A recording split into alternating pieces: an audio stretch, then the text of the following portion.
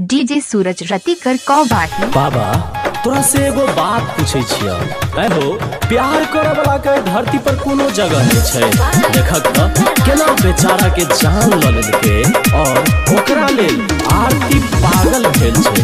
बाबा एहन ककरो संगे नहीं करिया, बाबा ककरो संगे नहीं करिया। डीजे सूरज सुना हो भोले बाबा सबके मन में होय छै पूरा हो, सबके मन किया न होय छै पूरा बाबा बताबा। सुना हो भोले बाबा सबके मन में होय छै पूरा हो, आ छोटू आरती के प्रेम कहानी रही गेलै अधूरा हो।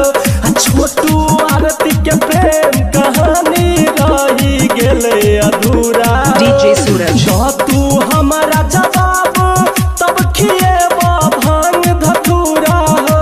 आ छोटू आरती के प्रेम कहानी रही गेलै अधूरा हो। आ छोटू आरती के प्रेम कहानी रही गेलै अधूरा हो। डीजे सूरज रतिकर कौबाही।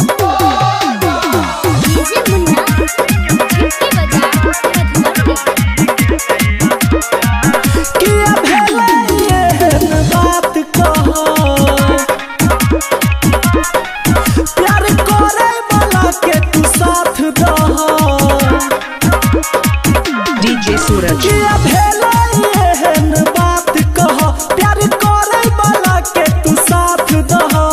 घर में बाजा के ओकर बात निकलकै पूरा हो। आ छोटू आरती के प्रेम कहानी रही गेलै अधूरा हो। आ छोटू आरती के प्रेम कहानी रही गेलै अधूरा हो। सूरज रतिकर कौबाही।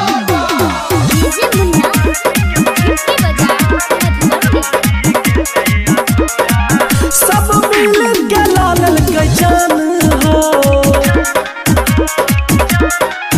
कता छलहा तू भगवान हो।